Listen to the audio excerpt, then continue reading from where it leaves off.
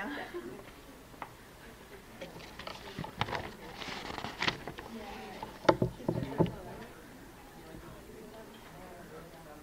Hello, I guess we're going to get started. My name is Shannon Scott. I'm a nurse here at Meadville Medical Center, and I have the pleasure of serving as the Core Advisory Council representative. I wanted to welcome everyone here for our first annual Light Up Night. Tonight we are going to light up the entryway of the hospital with blue and green lights to kick off National Donate Life Month. The lights represent our commitment to organ, tissue, and cornea donation. Most importantly, we want to recognize our donors and our donors' families who have graciously given the gift of life to those who are waiting. Tonight we will have the opportunity to hear directly from several of the recipients who were given a second chance at life. Nationally, there are nearly 115,000 people waiting for an organ transplant. Every 10 minutes, that number increases as someone is added to the national transplant waiting list. I hope that you will act today by registering to be an organ, tissue, or cornea donor. I'd like to now introduce our core liaison, Alyssa McQuillan.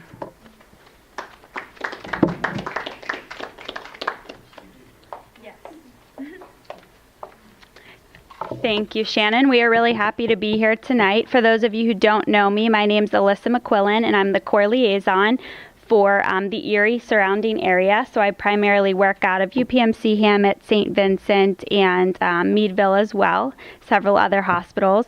But we're excited to be here today to celebrate National Donate Life Month. As Shannon said, this is the first time the hospital is lighting up the lights, and we realize that it's kind of bright out right now, so we may not actually see them, but if you stick around, they said they lit them last night and they were really beautiful, so it's really special that the hospital is doing that.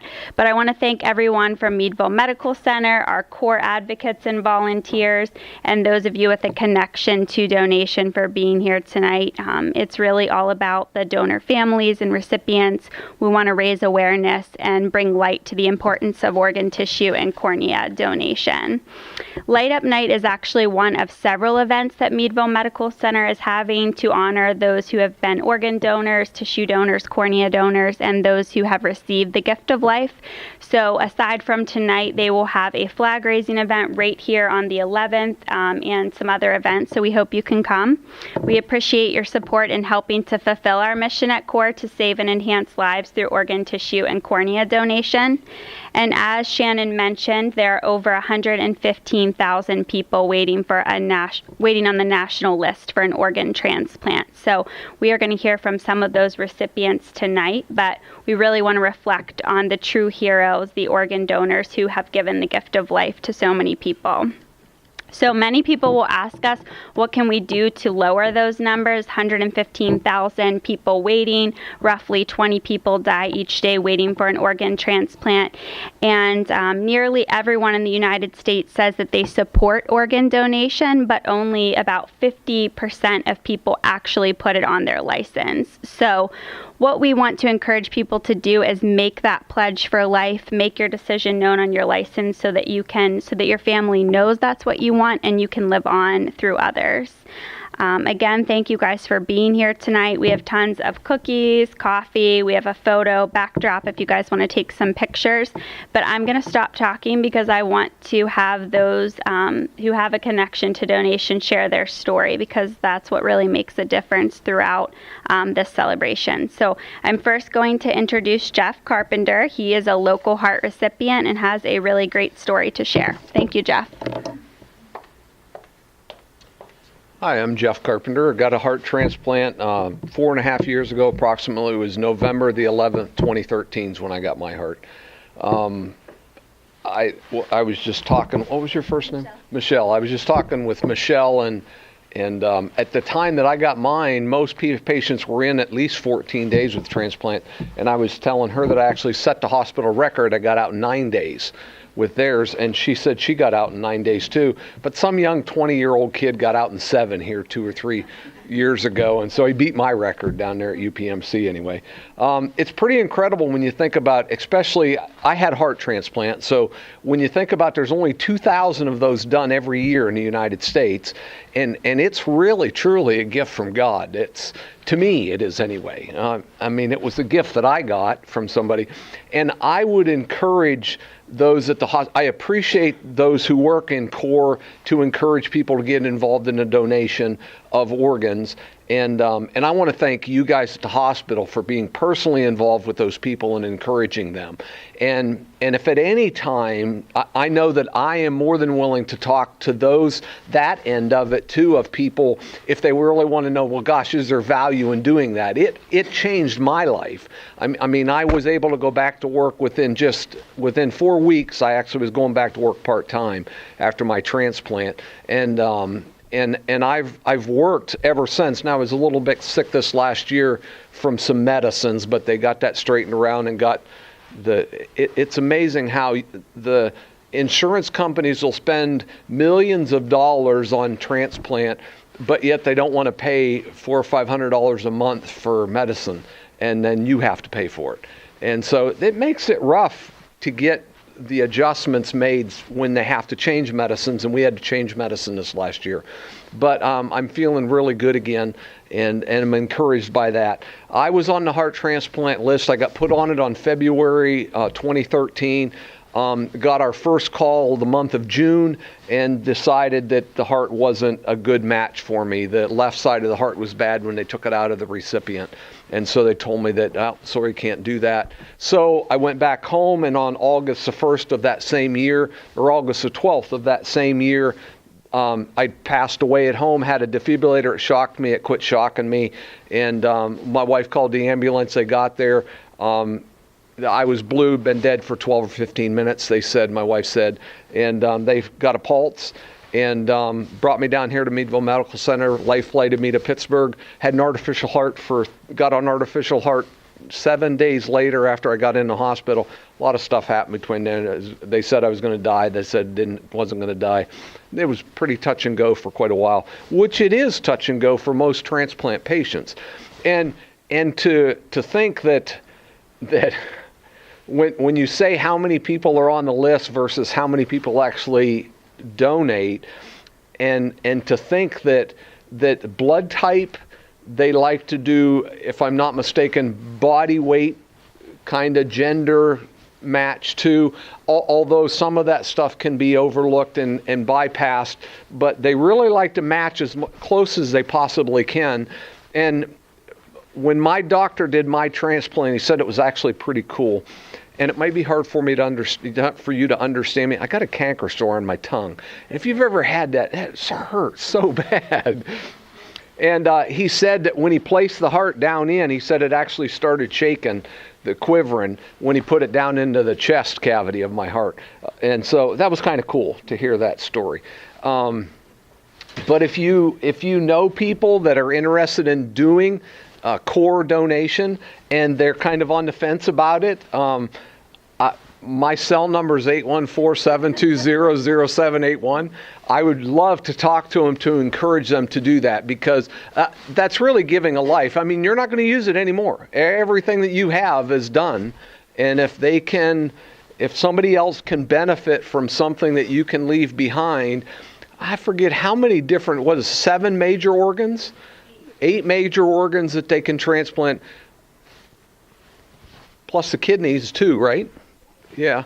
So the 8 major organs, and then skin, bone. They're doing even muscle and tendons now. It's just incredible how much of the body. They always said, and this might sound kind of weird, they always said the only thing they didn't use when they killed a pig was the oink of a pig. And I think that for us, if we can give ourselves to somebody else, I told you it's kind of crude, but if we can give ourselves to somebody else to benefit somebody else's life, and I'm sure your family would say they would encourage everybody to do it, because of you get to spend more time with your loved one. And I know that my wife and my kids, and I'll probably cry for this one, I actually got to marry my 2 daughters, walk them down the aisle. I got to see my son get married also. I got 2 grandkids now. And none of that would have been possible without CORE. And none of that's possible without the people at the hospital encouraging people to donate and CORE being involved in stuff like this. And us as individuals going out and sharing with people that it's essential that we donate life. And I love the shirts. I have them at home too. And I'm always cold, so I have a T-shirt on that says recycle. The same one's be an organ donor. It's the original recycling method. So are there any questions? Jeff, are you able to meet your recipient, your donor? No, I have not been able to do that yet. We have sent letters to CORE, but have never gotten anything back. And on the CORE end of it, for you folks that are talking to the patients that are donating, I would encourage their family to get in touch with, if they decide to do it, to reach out to the people that actually got the organs, because those people are so grateful. And this gentleman, I do know that the man was 46 years old and he's from Pittsburgh. I did find that much out, and it was by accident that I actually found that out. And I would love to, my wife and I would love to buy them birthday presents if he had kids, or grandkids, to do things for them, because they don't have a father. And I feel indebted, really, and truly I am. They gave me life so that I could have life. So if there's no questions, then was that enough? Because I can talk for a while.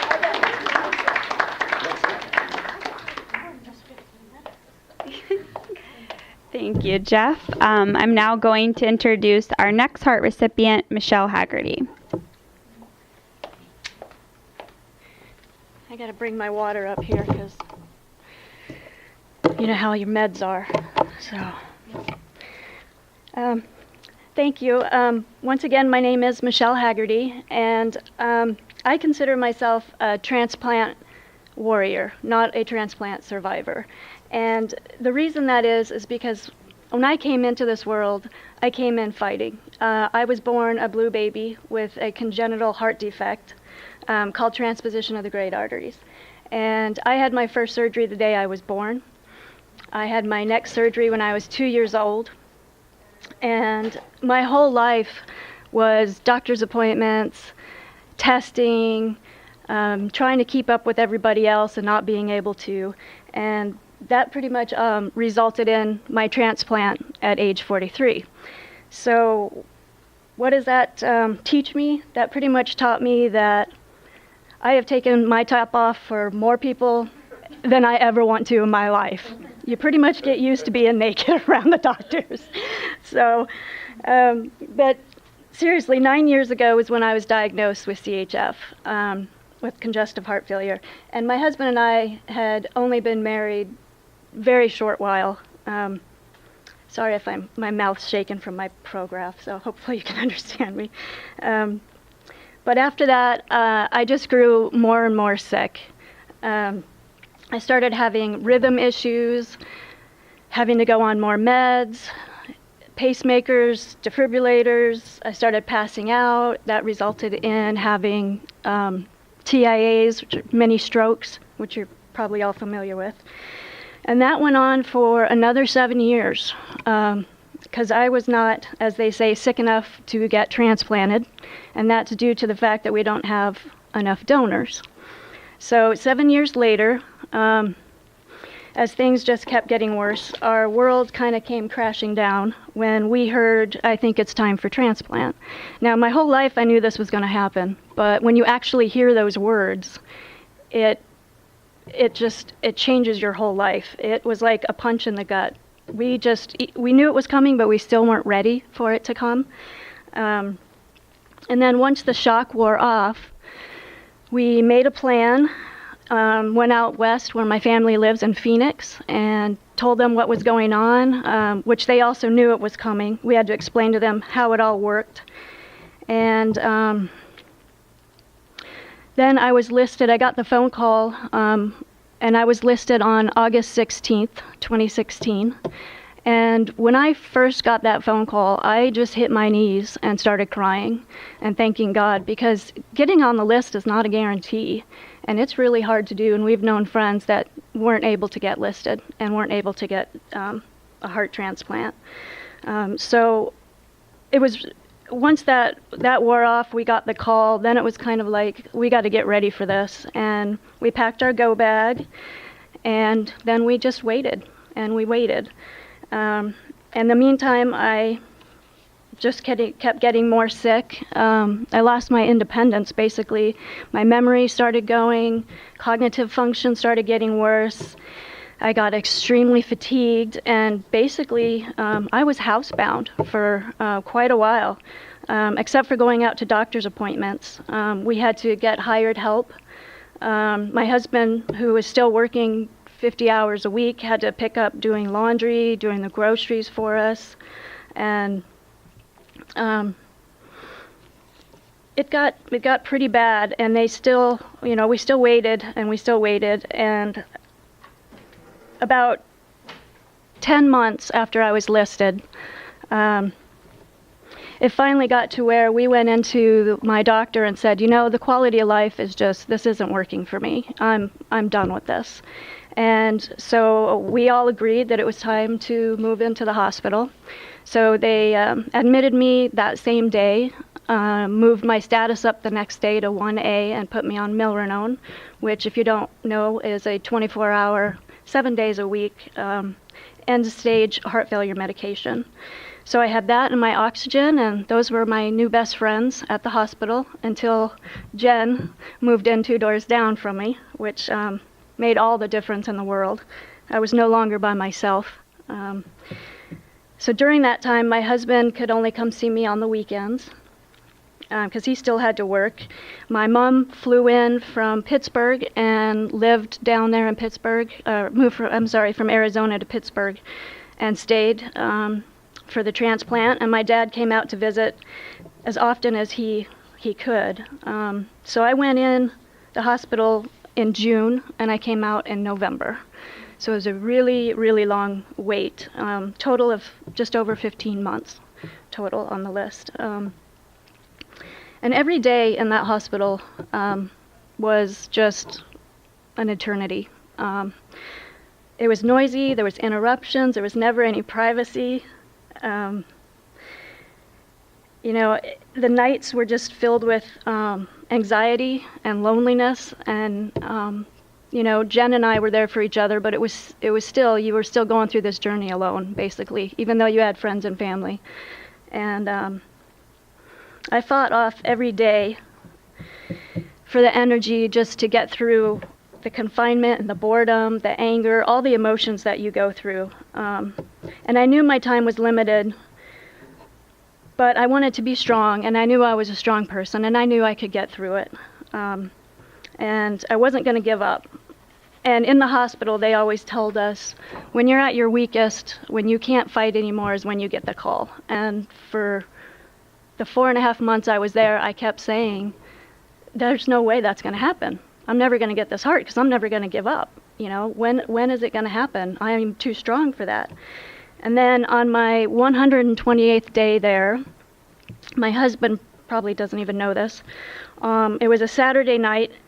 He was staying the night. The doctors actually got us. They asked me, before this, you've been here over 100 days, what can we do for you? Anything that we can do. We'll just name it. And I said, I would like a big bed. That's what I want. And they said, well, what do you want a big bed for? And I said, because I want to be able to sleep with my husband. He has to go somewhere else anytime he's here. And we have to say goodbye at night. I would love to just be able to spend the night with him when he comes up, those 2 days a week. And they did it. They got me a big enough bed for the two of us to sleep together in. And then after I got transplanted, Jen did the same thing for her and Jim to sleep together. So I think we started something that rolled on to the people after us as well. Yeah, I'm sure they're not happy with us because everybody wants the big bed now, but it got me through, and whatever gets you through is what you have to do. And so back to my 128th day. It was a Saturday night. we had gone to bed, and for the first time, I silently cried myself to sleep and prayed to God, and I said, you know what? I'm done. I'm giving up. I can't do this anymore. And whatever happens, I'm fine with, because I'm done. I just can't fight anymore. And my husband left the next morning because he had to get ready to go to work, to start the work week. And my mother was with me, and I decided to take an afternoon nap because I was really tired and fatigued, and we finally got some quiet time. And I woke up at about 3:45 that afternoon to the sound of my phone, and it was my coordinator. And she said, "We have a match for you." And at first, I had no idea who it was. I was, sleeping. I was half asleep on, who knows what medication at that time. There were so many. And I actually just started talking to her like we were just having a good old conversation. How's the kids? How's this? How's that? And she says, you know what? I need you to be quiet right now because I have something to tell you. And I was like, oh, okay, what's up? And she says, we have the match. We have a heart. And I was speechless for the first time, I think, in my whole entire life. So I hung up. I hung up and told my mom. I called my husband and basically just told him, stop what you're doing. You need to get in the car. You need to come back down here. We have a match. And then it kind of hit me, and I started crying. And I said, we are sitting here rejoicing while somebody else is planning a funeral. And that's when it really hit me. And that was really rough for me. And then basically after that, a lot of it I don't really remember. I know that we were supposed to have surgery that night at 11, and it wasn't until the next day at 1 o'clock that we actually had surgery because the donor heart was coming in from another place out of town, and they had to fly it in. There was a lot of weather in October. But I can honestly say that transplant has definitely changed my life. I'm not the same person I was before at all. I'm more grateful for every little thing. When the wind blows, the sun shining, it doesn't matter what it is. I'm just happy to feel it, experience it, whether it's going to cardiac rehab and my muscles are screaming in agony. That's great because I'm alive to feel it, and I'm totally fine with that. And, there's no thank you that's ever going to be big enough to my donor family at all. And the only way that I can repay them is to share my story with everybody and try to honor her every day by doing something every day, no matter what it is. Not sitting on the couch watching TV, but getting out there and doing any little thing that I can to make myself a better person and to help others. So I just like to close by saying thank you to any donors that are here, any donor families that are here, and if you're not or registered to be an organ donor, if you could register today, because my donor is my hero, and you can be somebody else's hero too if you just sign that little paper. Thank you.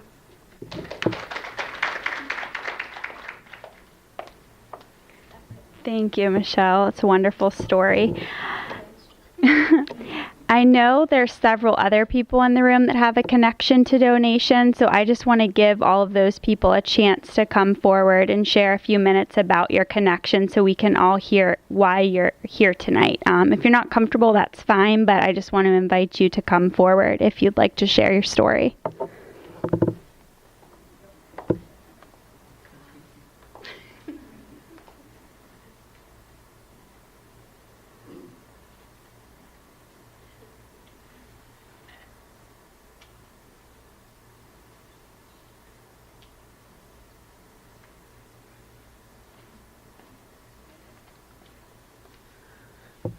Good afternoon.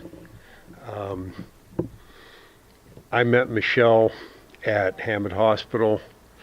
It was, I don't even remember anymore. It was a while ago, but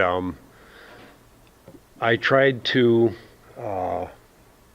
convince her or tell her not to worry because there will be a donor. And I know a lot of the things that you had said, I thought back to myself, and it was like I went through the exact same thing. I had a heart transplant September 25th of 2008. I will be 10 years old on September 25th this year, God willing. And it's been quite a ride. I mean, it's just been incredible.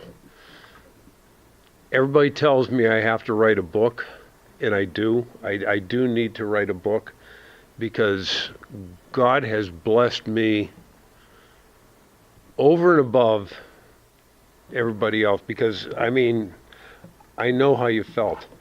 You know, I know, and the things that you were saying, it just, it was like, that was me. You know, I mean, it was just like me. And I was in the hospital for 6 months. I was at the Cleveland Clinic. And before I went to the Cleveland Clinic, I was on a pacemaker, defibrillator. I went almost 3.5 years from the pacemaker, defibrillator to transplant. That's how fast my heart just went to lunch. And it wasn't anything that I had done. It was hereditary. It was in my genes, and it just happened. And there was nothing. I mean, I was perfectly healthy one day, and the next day, all of a sudden, I started to pass out. And thank God I never had any strokes, but I would pass out, and that's how they found out that I needed a pacemaker. And I mean, it was a tremendous story. I mean, with my sickness, there was like a blessing and a curse all at the same time. It was like I was blessed because I didn't really think I was sick. And I was cursed because I was nonconformant.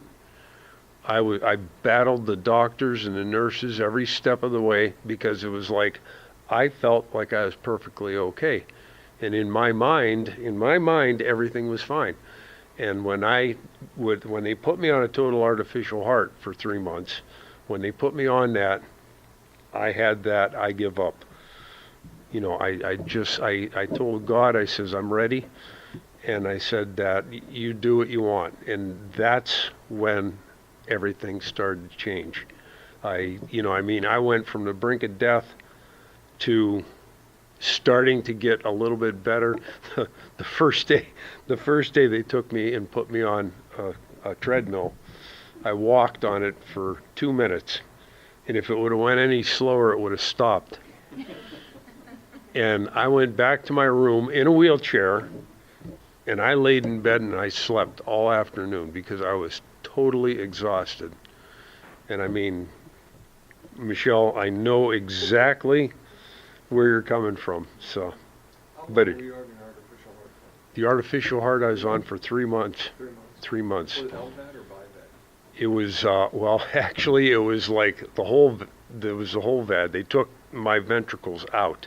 So you had the dual Yeah, cannulas? yeah, I had, and it was just with the pump. I had a machine that would probably put this thing and this thing together, and it weighed about 400 pounds.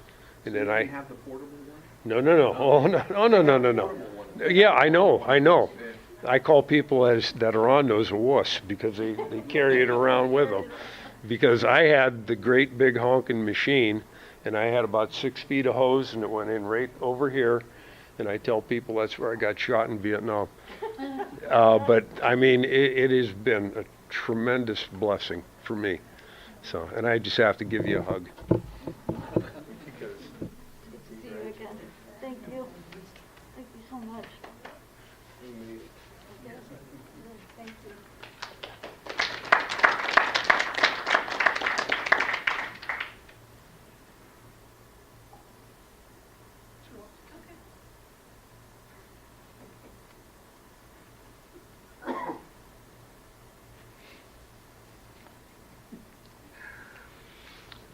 My name is Ron Flick, and the only stipulation I had was that someone back there has to start waving their arms when it's time for me to stop talking. Okay.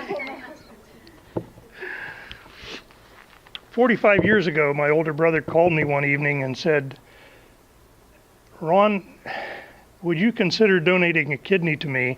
Because my doctors have told me that I won't live to see Christmas unless I can get a kidney transplant." 45 years ago, you didn't hear about organ donation. It was a strange question to be asked. But he was my brother, and I said yes. And we took part in a kidney transplant. When I started speaking for CORE, I wanted to find out information about that. And I called Strong Hospital in Rochester, New York, and I asked for any information they had on that. And the lady said, "When was the last time you were in this hospital?" And I said, 1972. And it got real quiet. She says, "Why would you think that we would have records that far back?" And she said, "You can tell your story and you can make up anything you want because nobody can prove anything." Talking to my sister-in-law, we took part in either the first or second living transplant that ever took place at Strong Hospital. So, that is my story. My brother lived for 10 years. He passed away because he contracted leukemia. The kidney was functioning 100%. Everything worked fine there. But Gary lived 10 years, and he got to see his daughter grow up from about 11 years old up, and she graduated from high school. He got to see her take part in sports, all of the high school things. He got to go out to dinner with his wife and all of those things which he couldn't do for the 5 or 6 years that he was on dialysis and restricted. A couple of quick things. The morning after the transplant, and you have to remember that somebody on dialysis is very restricted as far as food and liquid intake. The morning after, the dietitian came in and said, "Gary, what do you want for breakfast?" Gary said the same thing he said every morning for 5 years. "What am I allowed?" And the girl said, "Anything you want. Anything you want in one day's time."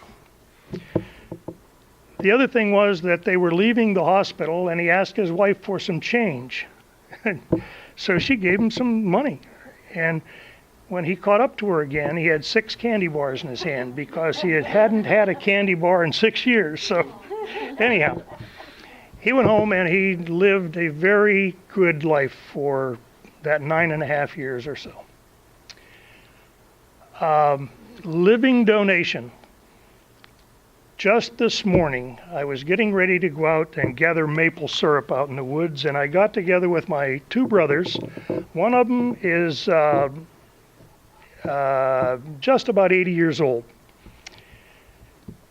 Mike is starting to contemplate the end of life and what he's going to do, and he said, "I've got a question for you." He said, "Last night I read that if someone donates half of their liver, that half of a liver will regenerate into a full-size liver. And the person who donated, both halves will grow into 2 full-size livers so that the donor and the recipient both end up with 2 perfectly normal livers." I said, "That's right." And he said, "Why then would there be any need for anybody to be on a waiting list for a liver?" And I says, "Yeah." I says, "You're right, Mike." 115,000 people on the waiting list. 90% of them are waiting for either a kidney or a liver, the 2 things that living donors can donate. If we could convince, and I'm going to throw out a number here, I didn't have time to research it, but if you take the population of the United States and you take those people who are healthy enough and in the age limit to donate, I think it is 60 million, and that number may be small. It could be bigger than that. But anyhow, there are 60 million people out there that could donate a kidney or a liver, and we only need 115,000. No, we don't need that. We need 90% of 115. If you, Dave might have the math, I don't. Anyhow, it wouldn't take very many of that 600 million, and we could eliminate 90% of the people on the waiting list through living donation. Now, I know it's not simple. When Colleen Sullivan first suggested that I go out and talk about living donation, I looked at her and I said, Colleen, it's not as simple as that. It's not like donating a unit of blood. It certainly isn't that simple. But I remember my brother saying one time, well, and you have to remember that when I donated, we're supposed to be proud of our scars and show you our scars, and I am not going to do that because because my scar is 11 inches long. It starts here and it ends up here. Today's donor would end up with one little scar here, one little scar here, and one little bit bigger down here, okay? I remember my brother saying, Ron, when that nurse comes in here and tells you to take a pillow and fold it against your stomach and practice deep breathing, do it, because it's going to hurt, okay? It isn't as simple as donating a unit of blood, but there are some rewards, two that I know of. One is this scar that you get to take home and carry with you. The other is that sometime, somewhere, someday, you get the opportunity to look across the table, across the yard, and you will see the recipient. And he will be, or she will be, enjoying life. She will be drinking a cold drink on a hot day, which for 5 or 6 years they weren't allowed to do. She will be cutting into, or he will, a big juicy steak, which they are not allowed to do while they're on dialysis. And it will dawn on you that, yes, indeed, you did have a small part in seeing that done. And that's your reward for being a living donor. And if we could all somehow convince people to be living donors, then maybe we could cut that number down. So thank you.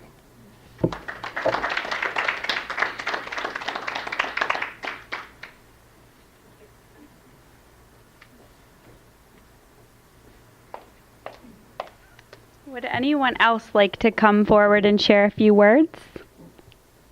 Anyone? You want? Oh, yes, come on. Thank you.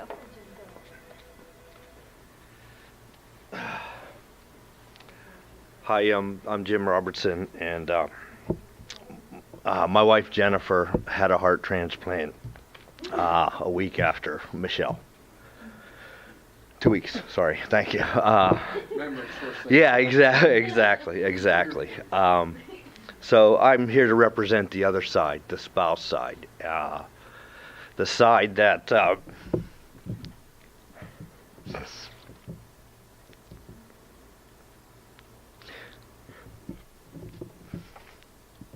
excuse me.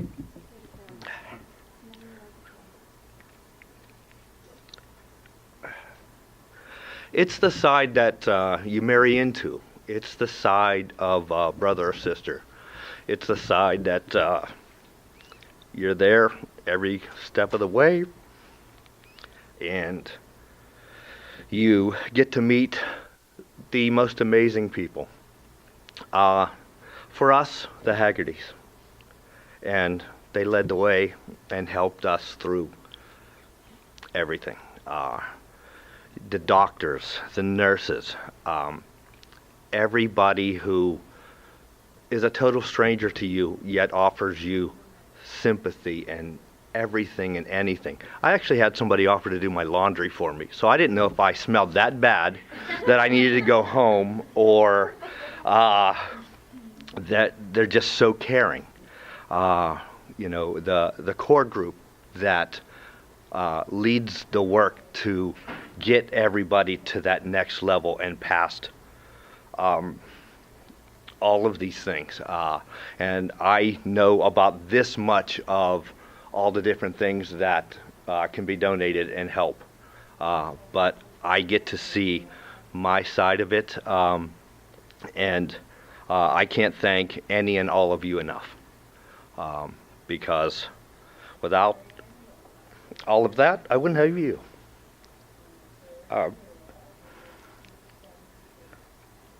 And yes, I married into it, and we've had those talks of what will happen, and if this happens and that happens, and I got you didn't sign up for this, and nobody signs up for this.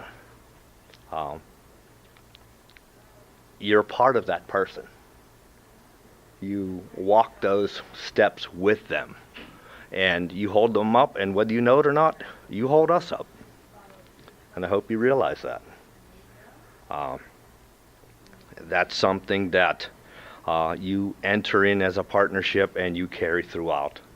And through the kindness of many people and nowhere near enough, we get to carry that dream that much further.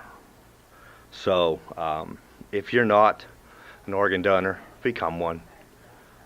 You can't take it with you. You're not going to use it, and it's something that's going to help make this world a better place, I truly believe. So thank you.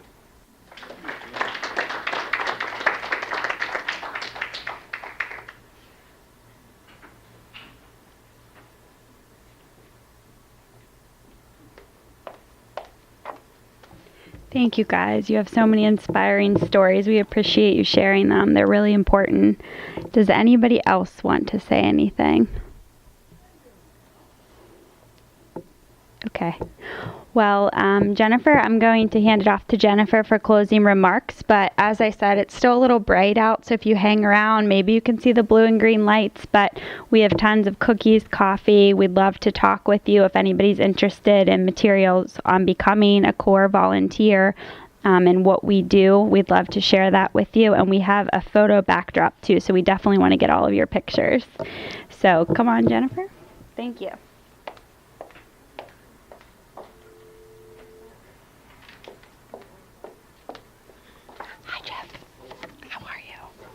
I didn't get to meet you earlier, so I'm excited. I'm Jennifer. I am a new recruit to CORE. I'm very excited and honored to be here. We do have a mixed bag tonight. We have our recipients, and I know we have donors out there, so it's a true honor to be here tonight with everyone. I want to thank everyone for being here tonight and celebrating Donate Life Month, which is April. Your stories are such an inspiration to all of us who are in the healthcare profession, not just for CORE, but everyone at the bedside. It shows that our hard work, and we're going to continue to support all of our recipients and donors through education and awareness. So thank you very much. As said earlier, April 11th, there will be another celebration here in the Meadville Medical Center cafeteria about noon, cupcakes, basket raffles. It's going to be a little shindig, so please all come back about noon. It'd be great to see everyone again. Like Alyssa said, we have treats in the back. We would love to take your picture as a group with your favorite buddy. It's just wonderful to see everyone here tonight. Take the glow sticks, take them home with you, decorate if you've grandkids or kids at home. That was one of my favorite things. So thank you all again very much for being here tonight. Thanks.